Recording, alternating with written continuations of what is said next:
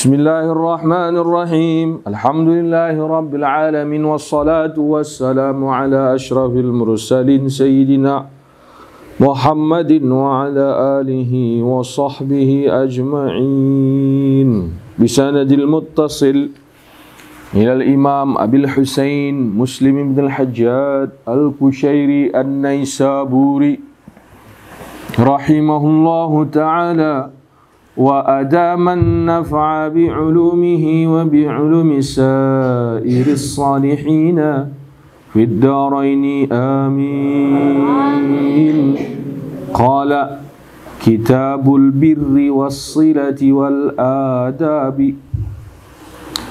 Ini insyaallah kita akan membaca Sahih Muslim tentang akhlak Nabi kita Muhammad sallallahu alaihi wasallam. Namanya Kitabul Birri, kitab menjelaskan tentang berbuat baik, mengabdi, wassilah dan berhubungan dengan orang lain, wal adab dan adab. Babu birril walidaini wa annahuma ahaqqu bihi. Bab menjelaskan tentang berbakti kepada orang tua, wa annahuma ahaqqu bihi, dan bahwa mereka berdua, yaitu ayah dan ibu, lebih berhak untuk kita mengabdi daripada yang lainnya. Masih punya ayah ibu kalian? Alhamdulillah. Yang masih punya alhamdulillah, yang enggak punya juga alhamdulillah ya. Dua-duanya sama-sama baik. Qala haddatsana Qutaibah bin Sa'id bin Jamil bin Tarif As-Saqafi wa Zuhair bin Harb.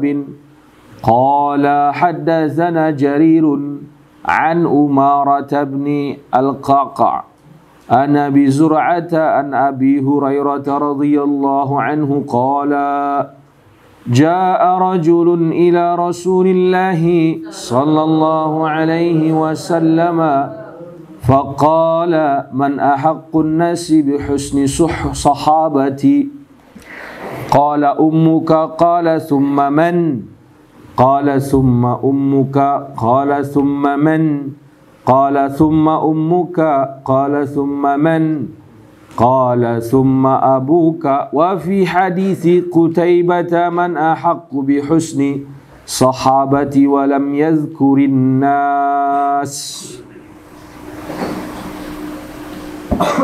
Dari Qutaibah bin Sa'id. Qutaibah bin Sa'id seorang ulama, hafiz, thiqah, ya, adil, dhabit. Ini yang kelas 3 sudah mengetahui syarat hadis sahih ya. Kita harus cek rawi ini thiqah, adil, dhabit ya. Thiqah, adil, dhabit. Nah, Qutaibah bin Sa'id memenuhi syarat itu. Bahkan Qutaibah bin Sa'id ini pernah dimusuhi orang. Pernah dimusuhi, pernah difitnah oleh orang. Pernah difitnah oleh orang. Sampai-sampai yang memfitnah dan yang memusuhi Al-Imam Qutaibah bin Sa'id ingin dia membunuh Qutaibah bin Sa'id. Tapi apa yang terjadi? Akhirnya yang memfitnah, yang ingin membunuh Qutaibah, Al-Imam Ibn Sa'id, meninggal duluan. Meninggal duluan. Digigit apa dia gitu ya. Maka hati-hati. Nah, kalau kita ketemu ulama, jangan dihina, jangan dicaci, jangan dimaki. Berdoalah agar Allah menutup aib ulama di mata kita. Karena mencari ulama yang tidak ada aibnya enggak mungkin. Yang enggak ada aibnya itu hanya siapa? Nabi Muhammad sallallahu alaihi wasallam. Berdoa, ya Allah, tutuplah aib guruku, tutuplah aib para masyayikh, tutuplah aib para kiai, tutuplah aib para ulama di mata saya, ya Allah. Supaya apa? Supaya kita terus menghormati ulama, menghormati guru kita, menghormati kiai kita, menghormati habaib-habaib yang mengajarkan kita. Karena bila aib mereka dibukakan oleh Allah kepada kita, itu ujian bagi kita. Ujiannya apa? Nanti kita ikutlah menghina mereka, mencaci mereka, memaki mereka. Dan itu berbahaya. Berbahaya bagi kita ya. Berbahaya bagi kita. Nah, hadis ini diriwayatkan oleh Abu Hurairah radhiyallahu anhu. Abu Hurairah mengatakan, "Ja'a rajulun ila Rasulillah sallallahu alaihi wasallam." Datang seorang laki-laki menghadap Nabi kita Muhammad sallallahu alaihi wasallam. Dia bertanya, "Ya Rasulullah, man ahaqqun nasi bihusni sahabati?"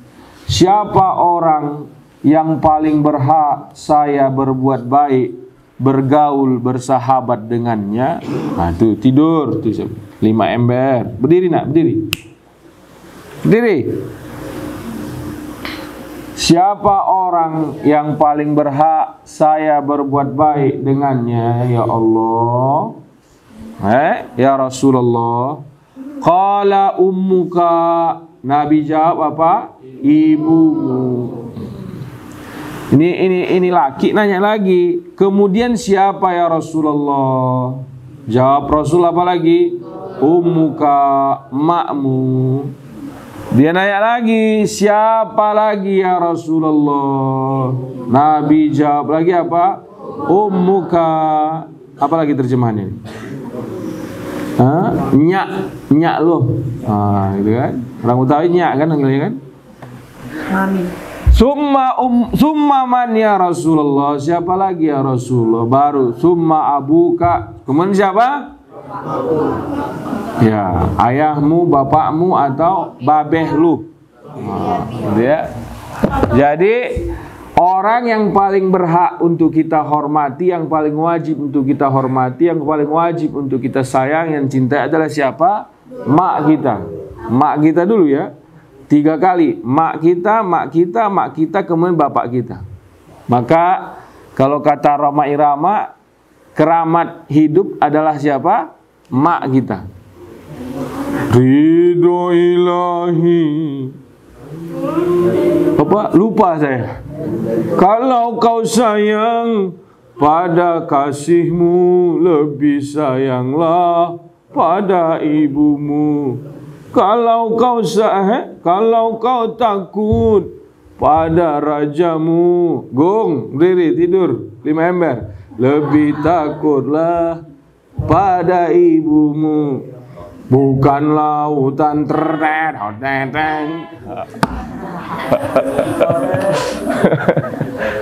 Itu siapa? Bang Haji Roma Irama ya? Nah, ya. Jadi lagu itu pas ya, benar ya. Lagu itu benar. Bahwa memang yang paling berhak untuk kita hormati itu siapa? Ibu kita. Ya, kalau udah ente nih nak, kalau dapat ridhonya emak kita, sudah hidupmu bahagia sepanjang kau hidup. Sudah sepanjang kau hidup. Tapi kalau emakmu marah sama kau, nggak ada lagi gunanya hidupmu. Karena setiap kau berdoa, malaikat ogah. Malaikat ogah. Nih kau berdoa, Allah, Allah, nangis air mata, khatam Quran 4 juta kali kau dulu. Kau sedekah banyak, kau pergi Ka'bah beribu-ribu kali, kau tahu beribu-ribu kali. Kalau emakmu sakit hati, selesai. Tidak ada gunanya. It's nothing. Ya, kalau orang kampung kita, tidak ada gunanya. Hati-hati ya. Siapa? Ibu. Ibu. Ibu. Berapa kali? Ibumu, ibumu, ibumu. Kemudian berapa? Tapi Bang Andre jangan bikin 3 ibu 1 bapak, ini bahaya Bang Andre ya. Bapak Topron ini takutnya Bang Andre salah paham. Makanya saya jelasin dulu Pak J. Karena nanti dipikir Bang Andre berarti 3 ibu 1 bapak ini kan. Bang Idrus juga jangan salah paham gitu nanti. Tapi kan ibu bapak nih kan. Berarti 1 bapak berapa? 3 ibu. Salah itu pahaman. Kesian Ustadz Dermawan belum kebagian dia Bang Andre. Tapi kita harus hormati ibu kita 3 kali lipat dibandingkan siapa? Ayah kita. Kemudian kata Nabi lagi, qala haddazana Abu Quraib Muhammad bin Al-Ala Al-Hamdani Qala haddatsana Ibnu Fudail an abihi an Umarah bin al-Qa'qa' an Abi Zur'ata an Abi Hurairah radhiyallahu anhu qala qala rajulun ya Rasulullah man ahaqqun nasi bi husni suhbah qala ummuka thumma ummuka thumma ummuka thumma abaka thumma adanaka thumma adanaka. Di sini riwayatnya masih sama ya. Siapa yang paling berhak saya hormati ya Rasulullah? Ibumu, ibumu, ibumu, kemudian ayahmu. Tapi di sini ada tambahan dari Nabi. Summa adanaka, summa adanaka. Artinya di sini kemudian saudaramu, kemudian ponaanmu, kemudian pamanmu. Artinya kemudian orang yang paling dekat denganmu, orang yang paling dekat denganmu. Kayaknya kadang-kadang kita ini nggak boleh ya, ada orang misalnya. Dia pandai bergaul dengan banyak orang. Tapi gagal bergaul dengan adiknya, gagal bergaul dengan abangnya, ya. Dia pandai bergaul dengan banyak orang. Dia gagal bergaul dengan pamannya, dia gagal bergaul dengan tantenya, dia gagal bergaul dengan uaknya. Nggak boleh. Karena dari hadis ini, sesudah ayah, sesudah ibu, ada naka. Nah, kemudian dia berhasil bergaul dengan banyak orang, dia gagal bergaul dengan tetangganya. Maka sesuai hadis yang kita baca, kemudian adanaka, orang yang paling dekat denganmu. Siapa yang paling dekat dengan kita? Tetangga kita. Kemudian siapa lagi? Saudara kita. Nah, inilah yang harus kita hormati, ini harus kita sayangi, ini harus kita cintai. Sesudah kita menghormati siapa? Ibu, ibu, ibu, ayah. Ya. Sesudah itu, ya orang yang paling dekat dengan kita. Siapa itu? Tetangga dan saudara, sahabat juga ya. Tetangga, saudara dan sahabat. Nah, ini yang paling wajib kita hormati. Besok nak, kalau kau sudah lulus menikah, ya kau harus hormat sama tetangga. Kenapa? Karena kau kenapa-kenapa yang paling cepat membantu kita siapa? Tetangga. Apalagi tetangga kita, saudara kita. Sudah double. Udah tetangga, saudara pula harus kita hormati. Nah, gitu ya. Summa adanaka, summa adanaka. Kita lihat lagi hadis selanjutnya. Qala haddatsana Abu Bakr bin Abi Syaibah, qala haddatsana Syarikun an Umarata wa ibnu Shubrumata an Abi Zur'ata an Abi Hurairah radhiyallahu anhu qala jaa rajulun ila an-nabiy sallallahu alaihi wasallam fadzakara bimithli hadits Jarir wa zada faqala na'am wa abika la tunabba'anna.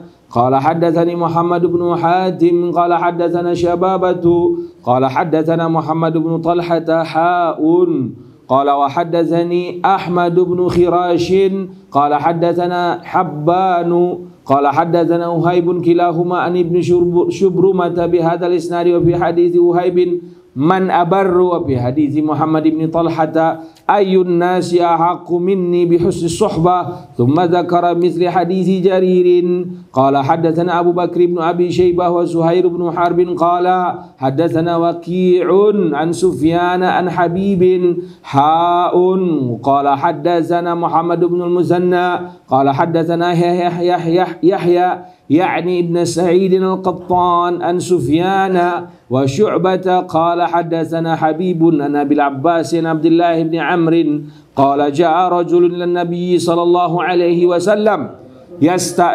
يستأذنه في الجهاد فقال أحي والداك قال نعم قال ففيهما فجاهد.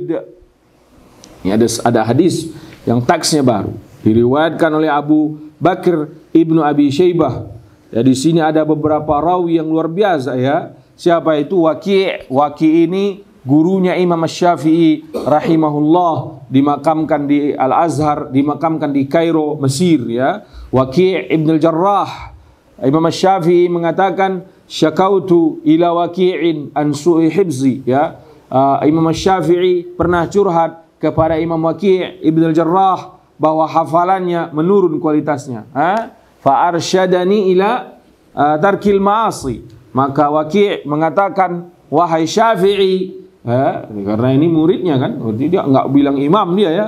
Tapi kalau kita bilangnya apa? Imam Asy-Syafi'i. Maka Waki' Ibn al-Jarrah bilang, Syafi'i, utrukul ma'asi, tinggalkanlah kemaksiatan.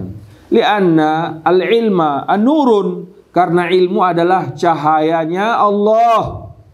Ilmu ini cahayanya Allah. Ilmu ini cahayanya Allah. Wa nurullah, dan cahayanya Allah la yuhda li'asi, tidak diberikan, tidak dihadiahkan, tidak dianugerahkan oleh Allah kepada ahli maksiat. Maka selama menuntut ilmu, jauh-jauh dari maksiat. Selama menuntut ilmu, jauh-jauh dari maksiat. Kalau ingin jadi ulama, kalau ingin jadi kiai, Arfah, berdiri 5 ember. Diri. Waduh, ini durian senang ini sama kalian ya. Durian akan doakan kalian semua, kalian diberkahi oleh Allah SWT. Nah, itu Waki' Ibn al-Jarrah. Kemudian di sini ada Sufyan. Sufyan ini Sufyan al-Thawri. Sufyan siapain? Sufyan al-Thawri, seorang al-alim, al-allamah, Amirul Mu'minin fil hadis, ya, Amirul Mu'minin fil hadis. Ada Syu'bah, seorang alim, allamah, thiqah, dhabit, thiqah, dhabit, adil, Amirul Mu'minin fil hadis.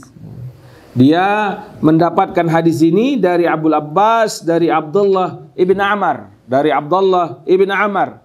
Abdullah ibn Amr ibn al-As, salah satu sahabat yang paling banyak hafal hadis. Berdiri kau nak, 5 ember. Berdiri kau nak ya. Enggak apa-apa, boleh itu berdiri, ngantuk itu memang tantangan belajar ya. Ngantuk memang tantangan belajar, tapi enggak boleh dimaafkan begitu saja. Harus dikasih hadiah. Apalagi hadiahnya memupuk durian. Cium dulu tapi sebelum kau pupukkan ya.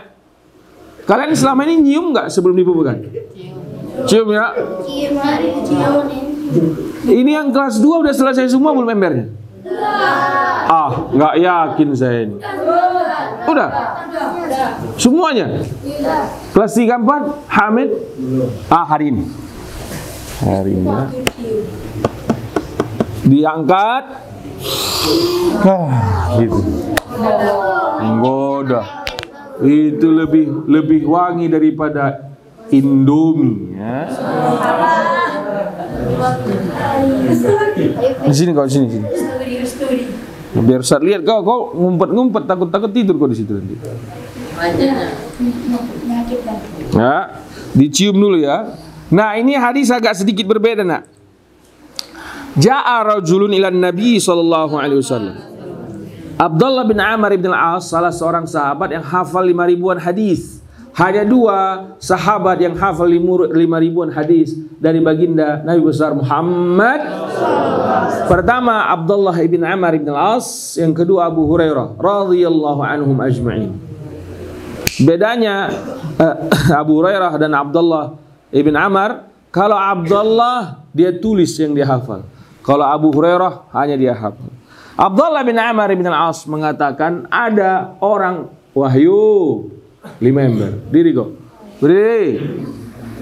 Ada orang datang ke Nabi, ya Rasulullah, saya mau ikut perang, jihad fisabilillah. Ya. Saya mau ikut apa? Perang, jihad fisabilillah. Kayak orang-orang sekarang kan demen banget nih kalau lagi diajak hijrah. Kalau diajak hijrah langsung semangatnya, keluar, bumbara. Lebih membara daripada Brahma Kumbara. Ya. Lihat nih hadis Nabi. Ini hadis Nabi. Ada orang, anak muda yang ahli silat, segala jenis silat ini ya. Mulai dari Cimande, mulai dari gerak rasa, mulai dari entah apapun namanya, ini ahli ini orang. Wow gitu ya. Kalau cuma 17 orang sekali ngedip udah hilang itu 17. Ini saking ahlinya ini orang. sekali ngedip boom, langsung ke pelenteng itu semua orang ya. Lebih jago dari Superman ini yang datang ini ya. Lebih hebat daripada Iron Man ini ya. Apa? Ya, dia bilang sama Nabi, "Asta'dzinuka ya Rasulullah al-jihad." Ya. Saya minta izin ya Rasulullah, mau ikut apa? Jihad. Wow. Ini kalau sparring sama Jet Li, 10 Jet Li bisa dikalahkan nih orang. Nah, ya. Maka Nabi tanya dia, ahayyun walidaka? Nah, ini pertanyaan. Mak bapak kau masih hidup nggak? Waduh, ya. Nabi kita itu orang yang paham betul tentang seseorang ya. Waiz ini, dia tahu itu Rasulullah. Dari lihat kau sekali aja, udah tahu dia. Maka ketika dia tanya, astadzinuka ya Rasulullah alal jihad. Saya ingin ikut jihad ya Rasulullah. Hayyun walidaka? Mak bapak kau masih hidup nggak? Qala na'am. Ini jagoan jawab apa? Iya ya Rasulullah. Qala fa fihi ma fajahid. Kalau mak bapak kau masih hidup, pulang kau ke rumah. Jihad fi sabilillah lah di rumah dengan melayani bapak ibu. Ya. Jihad fi sabilillah lah apa? Melayani ayah dan mak. Pulang. Layani ibu dan bapak. Yang boleh membuatmu meninggalkan ayah dan ibu hanya apa? Menuntut ilmu. Ya, menuntut ilmu, ibumu harus mengizinkanmu kalau itu ya. Ibumu atau ayahmu harus mengizinkan. Ayah yang kurang baik, emak yang kurang baik kalau dia tidak izinkan anaknya untuk ilmu agama. Tapi kalau jihad fi sabilillah, ya kata Rasulullah, fa fihi ma fajahid.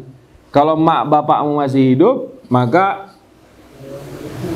pulang, berjihadlah di rumah dengan melayani siapa? Ayah dan ibu.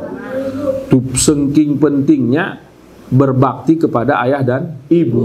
Sampai Lutfi berdiri kau nak. Sampai pahala jihad dikesampingkan oleh baginda Nabi besar Muhammad sallallahu alaihi wasallam, disuruh oleh Nabi sallallahu alaihi wasallam dia mengabdi kepada ayah, kepada ibunya. Nah, ini supaya kita paham juga ini ya. Jadi besok-besok kalau ada panggilan jihad, kalau ayah dan ibu masih hidup, maka berjihadlah di mana? Di rumah dengan melayani siapa? Ayah dan ibu. Qala haddatsana Ubaidullah ibn Mu'adz qala haddatsana Syu'bah an Habibin sami'tu al-Abul Abbas sami'tu Abdullah ibn Amr ibn al-As yaqulu ja'a rajulun ila an-nabiy sallallahu alaihi wasallam fadzakara bimithlihi qala Muslimun Abul Abbas ismuhu As-Sa'ib ibn Farrukh al-Makki qala haddatsana Abu Quraib qala akhbarana Ibnu Bishr an Mis'ar ha'un wa qala haddatsani Muhammad ibn Hatim qala haddatsana Muawiyah ibnu Amr wa an Abi Ishaq ha'un wa qala haddatsani Al-Qasim ibn Zakaria qala haddatsana Husain ibn Ali al-Ju'fi an Zaidah kilahuma anil Amashi radhiyallahu jami'an an Habibin wa dzakara bihadzal isnadi wa dzakara mislahu. Ada Al-A'mash Sulaiman ibn Mahran, seorang rawi yang adil, yang dhabit, yang thiqah, dikenal wara'. Dikenal apa? Wara'. Tidak pernah meninggalkan salat berjamaah. Bila saya tidak salah di Syiar A'lamin Nubala diceritakan bahwa hampir 70 tahun dia tidak pernah tinggalkan sholat berjamaah. Masyaallah. Ya ulama-ulama zaman dulu ya begitu ya nak ya. Ulama-ulama zaman dulu itu ulama beneran. Nggak kayak sekarang, kayak kita ini ulama apa? Ulama jadi-jadian. Kalau ulama zaman dulu ulama beneran. Kalau ulama zaman sekarang ulama apa? Ecek. Makanya itu pun kita berdoa kepada Allah, ya Allah, tutuplah aib ulama, aib guru, aib kiai, aib habib di mata kita. Sehingga kita tetap apa? Hormat sama mereka. Siapa namanya itu? Baju merah, berdiri. Ikhwan. Berdiri 5 ember.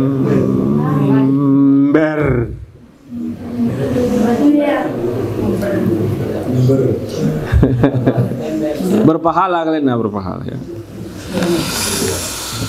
Qala haddatsana Sa'id bin Mansur qala haddatsana Abdullah bin Wahb qala akhbarana Amr bin al-Haris an Yazid bin Abi Habib anna Na'iman maula Ummi Salamah haddatsahu anna Abdullah bin Amr bin al-As qala aqbala rajulun ila Nabiillah sallallahu alaihi wasallam faqala ubai'uka 'ala al-hijrati wal jihadi abtagil ajra min Allah. Waduh, ini lebih keren lagi nih. Ada orang datang ke Nabi. Ya Rasulullah, saya berbai'ah, janji setia kepadamu untuk hijrah dan jihad fisabilillah. Orang memang mengucapkan janji itu mudah. Berjanji itu apa? Mudah. Bersumpah setia itu apa? Mudah. Tapi prakteknya itu perlu ujian. Jadi ini orang datang ke Nabi, ubai'uka 'alal hijrati wal jihad. Saya berjanji, sumpah setia kepadamu ya Rasulullah untuk hijrah dan jihad. Abtaghil ajra minallah. Saya hanya mengharapkan apa? Pahala dan ridha Allah Subhanahu wa taala. Dia minta pahala Allah. Faqala fahal min walidayka ahadun hayy. Wah, dia ini kan karena kan pahala jihad itu kan besar. Pahala jihad itu besar. Saking besarnya pahala jihad fisabilillah. Kalau kita meninggal di jihad fisabilillah, kita langsung disambut ke surga oleh Allah SWT. Ya, orang yang mati jihad fisabilillah langsung ke surga, disambut oleh bidadari-bidadari cantik jelita.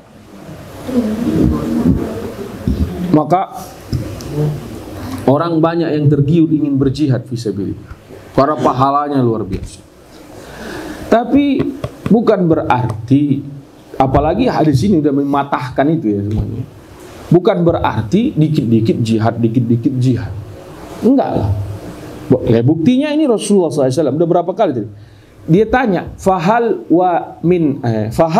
min walidayka ahadun hayy. Apakah salah satu dari dua orang tua masih hidup? Qala na'am. Kilahuma. Bahkan keduanya ya Rasul. Bal kilahuma. Bahkan dua-duanya Rasulullah masih hidup. Qala, Nabi jawab, fatabtaghil ajra minallah. Qala na'am. Engkau cari pahala dari Allah kan tadi kan? Iya ya Rasulullah. Qala farji' ila walidayka fa ahsin suhbatahuma. Kalau begitu pulanglah ke rumahmu. Berbaktilah kepada ibu, berbaktilah kepada ayah. Nanti di sana kau dapat pahala yang sangat banyak. Jadi jihad fisabilillah itu siapa itu? Abed, Gum.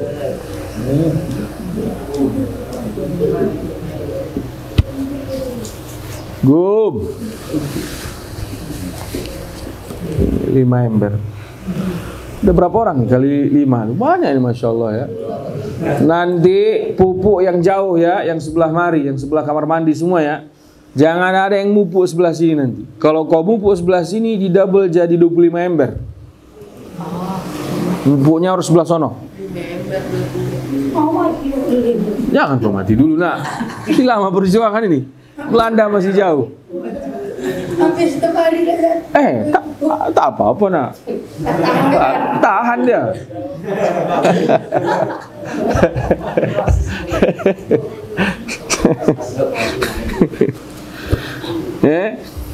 Masih hidup nggak ayah ibumu? Masih ya Rasulullah. Maka pulanglah kau ke rumah. Pulanglah kau ke rumah. Berjihadlah kau di rumah. Layanilah bapak dan ibumu. Layani ayah dan ibumu. Maka engkau akan dapatkan pahala yang sangat besar di sisi Allah Subhanahu wa ta'ala. Kemudian ada bab hadis yang panjang, saya ceritakan saja ini ya. Jadi dulu ada di zaman sebelum Nabi datang, ada seorang pemuda namanya Juraij. Ada seorang pemuda namanya siapa? Juraij. Ini sahih Muslim, hadis ini berarti sahih. Jadi dulu ada seorang anak muda namanya Juraij. Dia punya musalla pribadi. Dan dia orang saleh. Dia orang yang rajin ibadah. Salatnya tak habis-habisnya. Salat terus kerjanya. Di musalla terus. Enggak selera lagi dengan dunia dan seisinya. Yang dia tahu hanya berhubungan dengan Sang Pencipta. One day, suatu hari, maknya manggil, Juraij. Dia lagi sholat. Dia bimbang, Allahumma salati am ummi. Ya Allah, sholatku kulanjutkan atau ibuku kuturuti. Akhirnya kalau dia bimbang, dilanjutkannya sholat. Dia lanjutkan sholatnya. Dia pikirkan hubungan dengan Allah lebih penting dibandingkan ibunya. Maknya manggil, Juraij. Enggak juga. Dia tetap melaksanakan apa? Yang ketiga, Juraij. Enggak juga datang. Enggak datang juga dia. Bandel ini ternyata ini anak. Padahal dia sedang apa? Sholat. Padahal dia sedang apa? Sholat. Tapi enggak mau dia. Panggilan maknya diabaikan. Dilanjutkan apa? Sholat. Maknya menggerutu. Maka wahai orang tua, jangan menggerutu kau kepada anakmu, bahaya. Kan ada ayah, ada emak sengking geramnya dia mananya. Dasarnya anak nakal. Ya udah, itu doa kau sama anak kau. Jadilah anakmu jadi anak apa? Jangan pernah bilang anakmu anak nakal. Anak baik, bilang.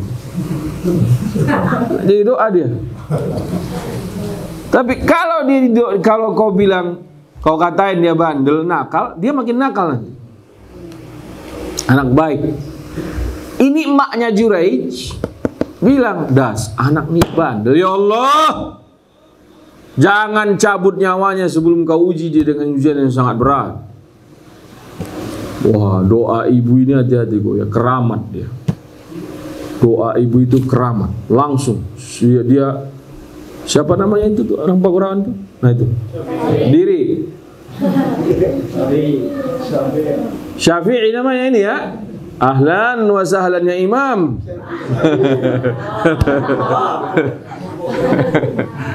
Syafi'i. Jadi emaknya Juraij bilang apa? Jangan kau cabut nyawa si Juraij ini ya Allah sebelum dapat ujian. Wallah. Satu hari ada orang yang dendam sama Juraij. Cemburu dia dengan Juraij. Karena kesalehan Juraij sudah menjadi buah bibir di tengah-tengah cewek-cewek cantik jelita. Oh. Dia ini jomblo sejati nih ya.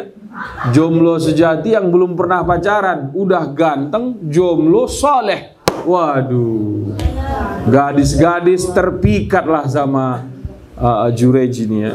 Banyak orang yang terpikat. Tapi Juraij ternyata bukan hanya sekedar ibunya yang dia cuekin.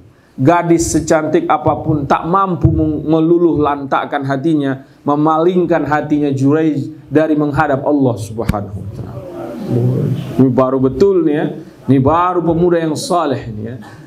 Baru pemuda yang saleh. Si Wahyu baru melihat santri TP aja udah ai-ai dia. Mana Wahyu? Baru perempuan kayak gitu udah ai-ai kau. Ya. Mana lagi yang lain nih yang suka ai-ai lagi di sini? Siapa lagi yang suka ai-ai? Baru anak Citayam udah bikin kau ai-ai. Jangan itu. Maksudnya gini nak, kalau yang kau ai-aikan itu sekelasnya Raisa, bangga saya sedikit. Wah, anak santri saya bisa ngegoda Raisa, kan ada bangga kita gitu loh. Ini yang kau goda. Bisa, jangan. Enggak. Ini Juraij ternyata walaupun dia digoda oleh perempuan, enggak juga mau dia. Akhirnya satu hari ada perempuan cantik. Dia jamin saya akan luluh lantakkan ini Juraij. Maka ini perempuan datang ke musallanya Juraij. Kemana? Ke musallanya Juraij. Ini perempuan cantik datang ke musallanya Juraij sedang tahajud malam-malam. Bayang nggak kau? Waktu kau tahajud ada cewek cantik masuk ke ruangan. Waduh, itu bahaya itu ya. Itu bahaya itu ya. Cuma lewat aja kau bilang apa kalau masuk kan? Dan ini perempuan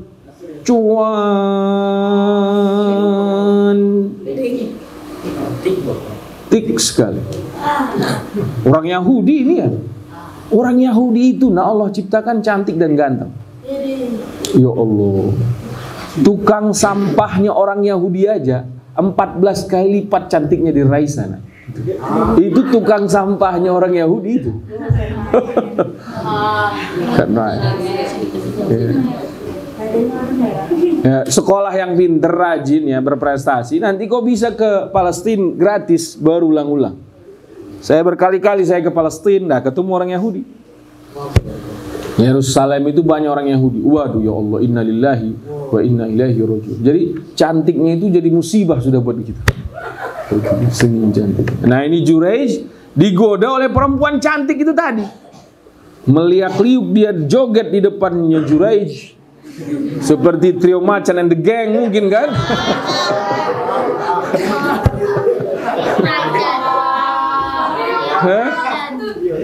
Ternyata Juraij tidak tergoda.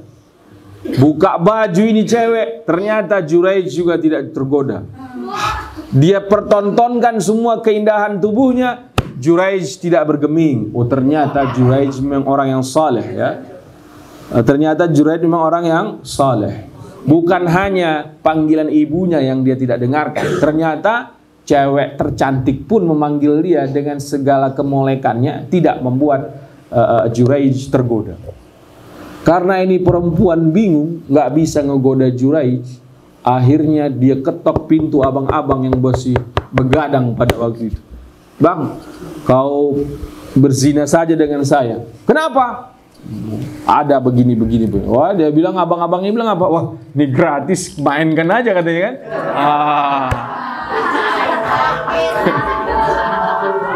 Nah, gimana Bang Andre, kira-kira kalau datang cewek kayak gini kan gratis ya kan? Gimana kira-kira Bapak Tabrani nih? Ya, kira-kira gimana nih? Bang Hari kuat nggak kita ya? Ada cewek gratis ini, Pak Tolib. Gimana Pak Tolib? Ya, kuat nggak ente ini? Ini cewek gratis ini. Ya, gitu ya. Akhirnya ini cewek berzina dengan pengembala kambing yang dia ketok rumahnya malam itu. 6 bulan kemudian hamil besar dia sudah. Dia umumkan ke orang kampung bahwa si Juraij lah yang sudah menghamili saya. Juraij nggak punya bukti. Akhirnya itu musola Juraij dihancurkan, luluh lantak rata dengan tanah. Tak lama kemudian karena ini anak-anak hasil hubungan nggak baik, lahir ini bocah dari perut si pelacur ini tadi ya. Ketika lahir, mana anaknya? Kata Juraij. Juraij mulai sedikit geram. Ditekan nama Juraij pusernya. Ya gulam. Dia bilang, man abaka? Wahai bocah. Bukan bocah kali ya. Ini mah bayi ini ya. Ya gulam. Bayi kecil. Siapa anakmu?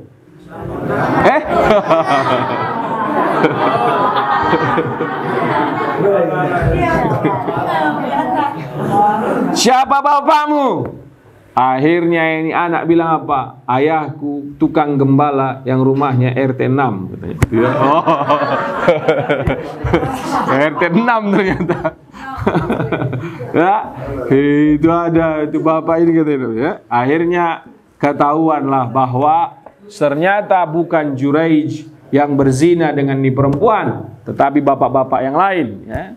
Akhirnya apa? Sekampung minta maaf dengan Juraij. Sekampung minta maaf dengan Juraij. Dan orang kampung itu berencana membangunkan musola yang terbuat dari emas bagi Juraij. Yang musola terbuat dari emas bagi Juraij. Tapi Juraij bilang apa? Tidak usah. Saya tidak butuh musola yang terbuat dari emas. Ternyata Juraij ini mau beribadah di musola yang terbuat dari emas atau terbuat dari tanah mah sama aja. Yang penting kenikmatan hubungan dengan Allahnya yang paling luar biasa. Akhirnya Juraij bilang, bangun kembali musola saya seperti sedia kala. Akhirnya orang kampung bangunkan musola buat Juraij seperti yang ada sebelumnya. Nah, ini ya, ini banyak pelajaran yang kita ambil. Ya, sesoleh apapun kau nak, kalau ibumu kecewa bahaya. Sesoleh apapun, maka tidak boleh mengecewakan ibu. Ya, supaya berkah hidup. Kau harus minta maaf sama ibumu. Kau harus minta ridha sama ibumu. Kau harus berbakti kepada ibu. dia hidup ataupun dia sudah meninggal, kita harus berbakti kepada dia. Ya, kalau yang hidup ya udah berbaktilah kepadanya dengan baik. Kalau yang sudah meninggal, doakan dia, ziarahi kuburnya. Nah, itu yang paling baik. Karena keramat hidup ada di orang tua. Jadi ini, jadi kita ulang lagi ya, hadis yang kita baca ini ada beberapa poin.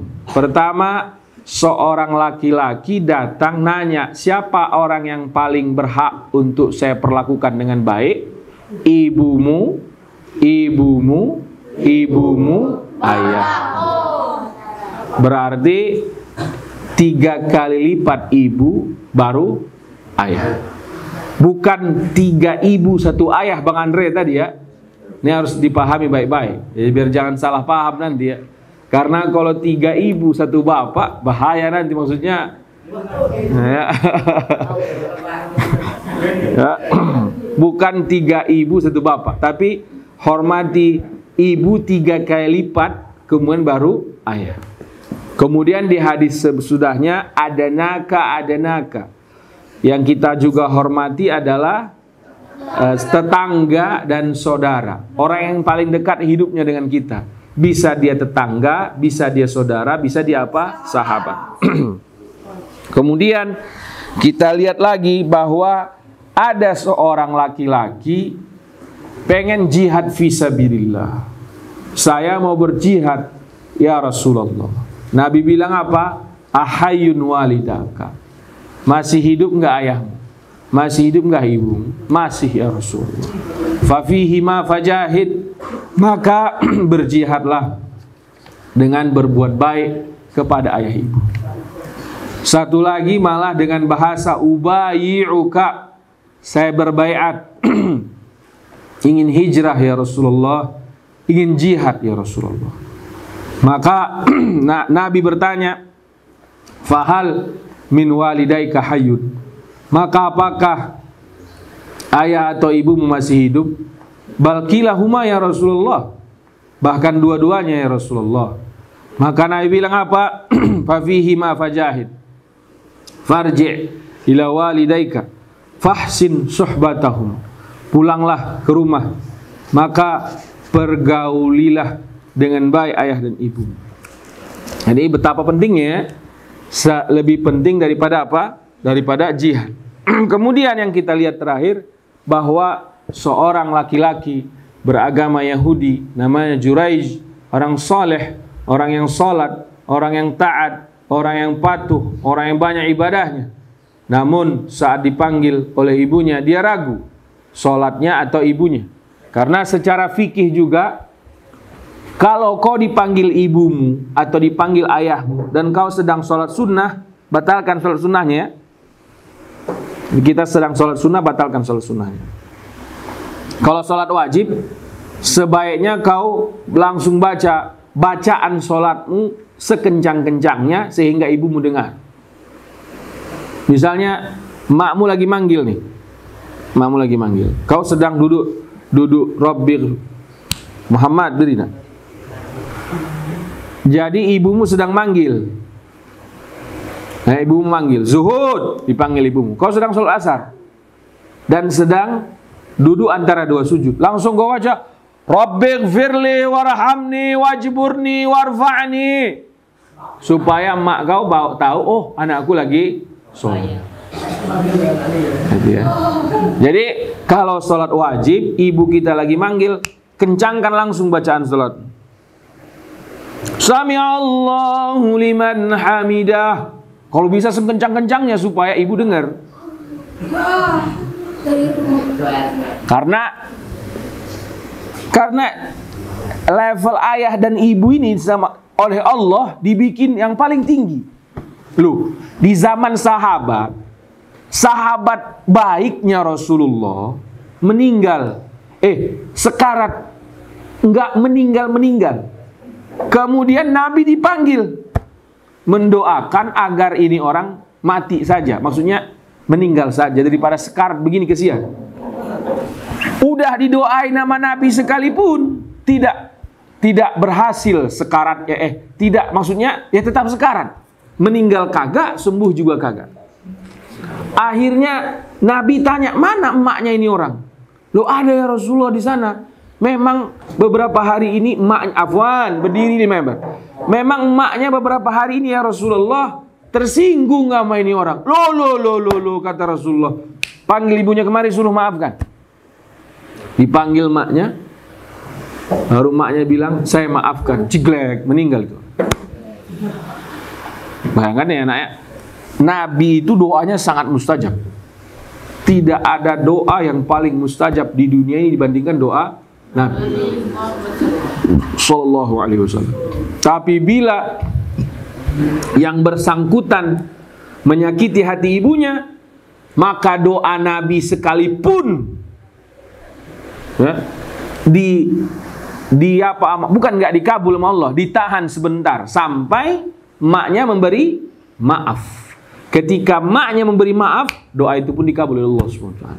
Hati-hati kalian nak, terutama ibu ya, jangan sampai kau sakit ibu. Maka nanti kalau kau pulang ke rumah, cuci piring, bantu makmu, cuci rumah, cuci baju, ya, sapu, bersihkan rumah, ngepel. Bukannya kau tidur aja kerjamu. Nanti saya tanya emakmu, bapakmu, kau pulang dari liburan, ternyata ibu dan bapakmu bilang kau kerjanya di rumah ngepel, main game, maka tugasmu selama sebulan nanti mandiin sapi sendirian. Wah, jadi dengar baik-baik nih ya. Nanti bapakmu ngantar kemana, saya tanya, Pak, anak ini bantu nyuci piring nggak? Enggak, Ustadz. Waduh, udah siap-siaplah kau. Nyuci sapi. Saya suruh kau nyuci sapi yang paling galak di situ. Ada satu situ yang paling galak. Harus cuci sapi yang paling galak itu setiap hari, pagi dan sore, selama 45 hari nanti. Paham ya? Oke. Kau di rumah harus nyuci piring, bersihkan rumah. Kalau bapakmu bilang enggak, nanti kau harus nyuci sapi. Kalau kau 65 hari saya bikin nanti. Dengar nih Fakih, Najib, Nabil, awas kau nanti ya. Ternyata Pak Idrus bilang kau tidur aja kerjamu di rumah, habis kau. Apalagi kalau pacaran nanti, Nabil, Najib, kau dalam pengawasan, CCTV sudah ditempel, baik di perempuan ataupun di laki. Hati-hati kau. Jadi berbuat baik sama orang tua ya. Jadi pulang nanti ke rumah, ayah dan ibu harus dibantu, bikin dia senang. Bikin dia senang. Yang nggak pulang ya di sinilah. Nggak lulus baca kitab nggak. Maka seminggu ini gua harus baca kitabmu baik-baik. Tadi dengar nggak kau? Kalau kau memang nggak pulang ya kan? Nah, cuma dikasih hadiah nanti kau. Nggak lulus baca kitab dikasih hadiah apalah nanti. Ya. Bisa jadi mandiin sapi. Kok mandiin itu sapi? Mandiin kambing mah mudah ya, mandiin sapi. Nah, itu ya. Jadi hari ini kita baca Sahih Muslim tentang adab, dan adab yang pertama adalah kepada ayah dan ibu. Karena adab yang paling wajib memang kita amalkan adalah adab kepada orang tua. Sesudahnya adab-adab yang lain nanti insyaallah. Ini saja yang kita pelajari hari ini. Semoga diberkahi oleh Allah Subhanahu wa taala.